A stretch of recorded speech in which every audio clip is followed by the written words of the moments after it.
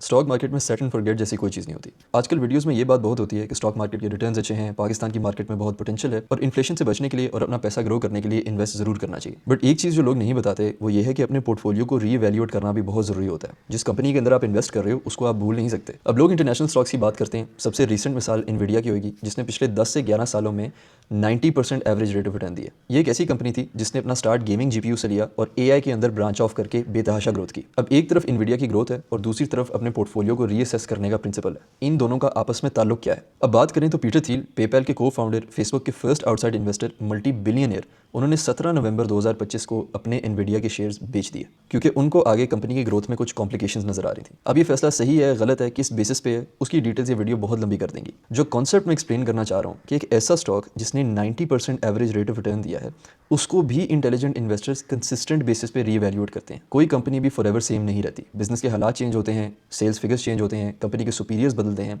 और as an investor company की growth calculate करना आपकी जिम्मेदारी होती है। अब अपने एसआईपी क्लाइंट्स के लिए जो मैं पोर्टफोलियोज मैनेज करता हूँ उन पोर्टफोलियोज में कंपनीज को मैं एक्टिवली ट्रैक कर रहा होता हूँ कि इनकी फ्यूचर प्रोजेक्शन कहाँ पे है। और जो लोग मेरे प्रोग्राम में नहीं है उनको भी मैं यही बताता हूँ कि ये तमाम स्टॉक्स बिजनेसेस हैं जिनके फिगर्स हमेशा चेंज होते रहेंगे। अब आपके पोर्टफोलियो में जो कंपनीज हैं जो क्वार्टरली प्रॉफिट शो कर रही हैं उनके अंदर आपने रहना है, अपनी पोजीशन स्ट्रॉन्ग करनी है। जो स्टैग्नेंट है उनको ऑब्जर्व करना है और जो लॉस में है उनसे लाजमी एग्जिट करना है। सबसे बड़े लॉसेज या मिस अपॉर्चुनिटीज तब होती हैं जब आप सेट एंड फॉरगेट कर देते हो और इससे सिर्फ लॉस नहीं होता, आप इवन ज़्यादा मुनाफे पर कॉम्प्रोमाइज़ कर देते हो। अब मेरे पास लोग आते हैं, मुझे कहते हैं कि यार 2025 के अंदर मैंने 10% 15% रेट ऑफ रिटर्न लिया और मैं इस बात को डिस्करेज नहीं करता। अगर आप खुद कर रहे हो, बिगिनर हो तो बड़ी अच्छी बात है।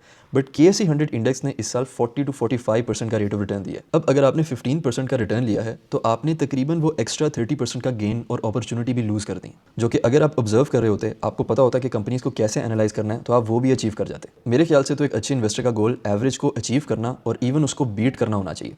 मुझे कमेंट्स में बताएं कि आप लोग एग्री करते हैं या नहीं।